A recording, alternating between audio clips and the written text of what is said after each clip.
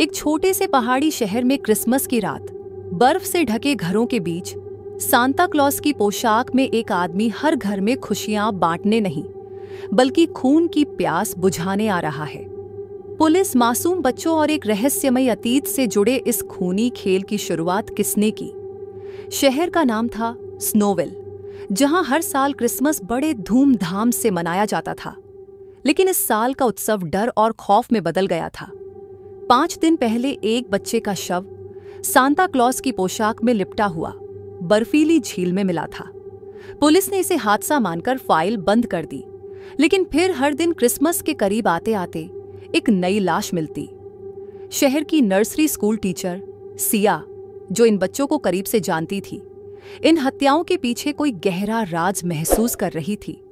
हर मृत बच्चे के पास से एक लाल रंग का गिफ्ट बॉक्स मिलता, जिसमें खून से सना हुआ मेरी क्रिसमस लिखा होता। सिया ने पुलिस को समझाने की कोशिश की कि ये हत्याएं कोई आम सीरियल किलिंग नहीं, बल्कि किसी पुराने गुनाह का बदला है। हर लाश के पास से एक सांता की घंटी मिल रही थी, जो शहर के पुराने चर्च से जुड़ी थी। चर्च को 10 साल पहले ऑक्जनी में बंद कर दिया गया था और तब से वहां कोई नहीं जाता था। शहर के पुराने रिकॉर्ड खंगालने पर पता चला कि चर्च में काम करने वाले एक पादरी एडवर्ड ग्रे पर बच्चों के अपहरण और उनकी हत्या का आरोप लगा था। लेकिन एडवर्ड ने कोर्ट में खुद को निर्दोष साबित किया था। फिर एक रात चर्च में आग लग गई और एडवर्ड उस आग में जिंदा जल गया। लोगों का मानना था कि एडवर्ड का भूत अब खूनी सांता क्लॉज बनकर लौट आया है। सिया ने अपने दोस्त और पत्रकार रवि के साथ इस रहस्य की तह तक जाने का फैसला किया। उन्होंने पता लगाया कि चर्च की आग कोई हादसा नहीं, बल्कि एडवर्ड से बदला लेने का एक तरीका था। उस रात चर्च में जिन बच्चों को मारा गया था, वे शहर के अमीर परिवारों के बच्चे थे। रात के 12 बजे सिया और रवि चर्च के खंडहर में पहुंचे। वहां का माहौल खौफनाक और सन्नाटे से भरा हुआ था। जैसे ही उन्होंने चर्च का दरवाजा खोला, एक ठंडी हवा का झोंका और घंटियों की आवाज गूंजने लगी। अचानक चर्च के अंदर एक लाल पोशाक में एक आदमी दिखाई दिया। उसके हाथ में एक बड़ा चाकू था और उसकी आंखों में खून का उबाल था। तुमने मेरी जिंदगी बर्बाद की, अब मैं तुम्हारा हर खुशहाल क्रिसमस खत्म कर दूंगा।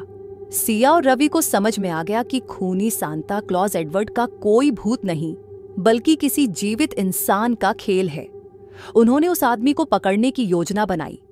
अगले दिन शहर के मुख्य चौराहे पर एक विशाल क्रिसमस पार्टी आयोजित की गई। सिया ने पुलिस को पहले से अलर्ट कर दिया था। जैसे ही खूनी सांता क्लॉज ने एक बच्चे को अगवा करने की कोशिश की, सिया ने उसकी पहचान उजागर कर दी। वो आदमी पॉल एडवर्डसन था, एडवर्ड ग्रे का बेटा। पॉल अपने पिता के साथ हुए अन्याय का बदला लेना चाहता था। उसका मानना था कि शहर के अमीर लोगों ने उसके पिता को फंसाया और मार डाला।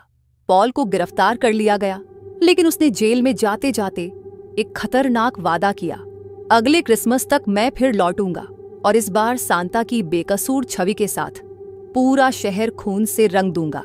सिया और रवि ने राहत की सांस ली, लेकिन उनकी आंखों में उस धमकी की छवि अभी भी बसी हुई थी। रात के अंधेरे में सिया के घर के बाहर सांता की पोशाक में एक आदमी चुपचाप खड़ा हुआ दिखाई दिया। उसकी आंखों से झांकता गुस्सा और उसके हाथ में खून से सना हुआ गिफ्ट बॉक्स। कहानी यहीं खत्म होती है, लेकिन दर्शकों के मन में नए सवाल छोड़ जाती है। क्या खूनी सांता क्लॉज सच में खत्म हुआ या कहानी की शुरुआत अब होने वाली है?